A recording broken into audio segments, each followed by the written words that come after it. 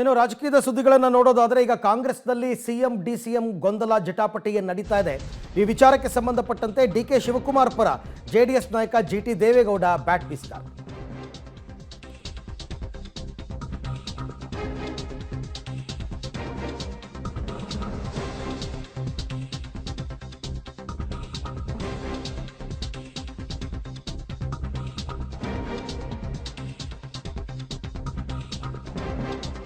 Congress high command ಮನಸ್ಸು ಮಾಡಿದ್ರೆ DK Shivakumar CM ಆಗ್ತಾರೆ. ಹಿಂದೆ ಕಾಂಗ್ರೆಸ್ ವೀಕ್ ಇತ್ತು, ಸಿದ್ದರಾಮಯ್ಯ ಸ್ಟ್ರಾಂಗ್ ಇದ್ರು. ಈಗ ಹೈಕಮಾಂಡ್ ಸ್ಟ್ರಾಂಗ್ ಇದೆ, ಸಿಎಂ ಕೂಡ ಅವ್ರು ಮಾತು ಕೇಳ್ತಾರೆ. ಡಿಕೆ ಮೇಲಿನ ಅಭಿಮಾನದಿಂದ ಒಕ್ಕಲಿಗ ಸ್ವಾಮೀಜಿಗಳು ಮನವಿ ಮಾಡಿದ್ದಾರೆ.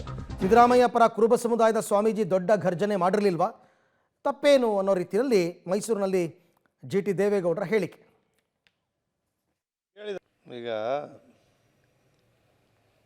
ಸಿಎಂ ಬದಲಾವಣೆ ವಿಚಾರನ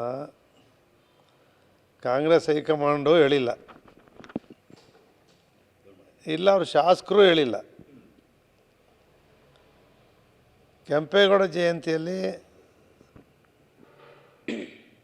ಜಯಂತ್ಯೋತ್ಸವ ಸಂದರ್ಭದಲ್ಲಿ ನಮ್ಮ ಒಕ್ಕಲಿಗರ ಮಠದ ಸ್ವಾಮೀಜಿಯವರು ಚಂದ್ರಶೇಖರ ಸ್ವಾಮೀಜಿಗಳು ಶಿವಕುಮಾರ್ ಅವರ ಮೇಲೆ ಅಭಿಮಾನದಿಂದ ಸಮಾಜದ ಮಠಾಧೀಶರಾಗಿ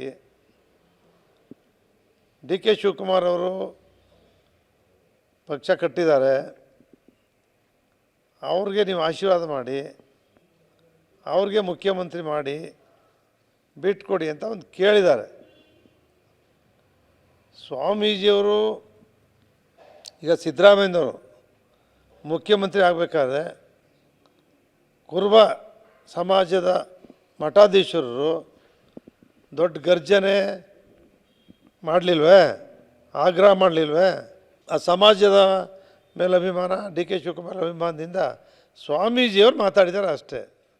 ಇಲ್ಲ, ಯಾವಾಗಲೂ ಕೂಡ ಅವ್ರು ಯಾವಾಗಲೂ ನೀವು ಪೇಪರು ಟಿ ವಿಯವರೆಲ್ಲ ಏನು ಹೇಳ್ತಾ ಇದ್ದೀರಿ? ಚುನಾವಣಾ ಸಂದರ್ಭದಲ್ಲಿ ಏನಾಯಿತು? ಸಿದ್ದರಾಮಯ್ಯನವರು 2.5 ವರ್ಷ, ಡಿ ಕೆ ಶಿವಕುಮಾರ್ ಅವರು 2 ವರ್ಷ, ಒಪ್ಪಂದ ಆಗಿದೆ ಅಂತಕ್ಕಂಥದ್ದನ್ನೇ ನಿಮ್ಮ ಮೀಡಿಯಾದಲ್ಲಿ ನಾವು ನೋಡಿದ್ವಿ. ಅದರ ಆಧಾರದ ಮೇಲೆ ನಿಮ್ಮದಾದ್ಮೇಲೆ ನೆಕ್ಸ್ಟ್ ಶಿವಕುಮಾರ್ ಆಗಲಿ ಅನ್ನೋ ವಿಚಾರದಲ್ಲಿ ಹೇಳಿದ್ದಾರೆ. ಅದ್ಯಾವ ದೊಡ್ಡ ಅಪರಾಧ ಅಲ್ಲ.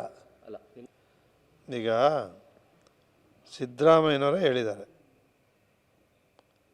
ಮತ್ತು ಎಲ್ಲ ಜಿಟಿ ದೇವೇಗೌಡರು ಡಿ ಕೆ ಶಿವಕುಮಾರ್ ಪರವಾಗಿ ಮಾತನಾಡಿದ್ದಾರೆ. ನಮ್ಮ ಸಮುದಾಯದಿಂದನೂ ಕೂಡ ಒಬ್ಬರು ಮುಖ್ಯಮಂತ್ರಿ ಆಗಲಿ, ಕಾಂಗ್ರೆಸ್ನಲ್ಲಿ ತಪ್ಪೇನು ಅನ್ನೋ ರೀತಿ.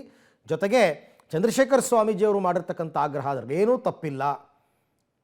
ಅವ್ರ ಸಮುದಾಯದವ್ರ ಪರ ಮಾತನಾಡಿದ್ರೆ ಇನ್ಯಾರ ಪರ ಮಾತನಾಡ್ತಾರೆ, ತಪ್ಪೇನೂ ಇಲ್ಲ.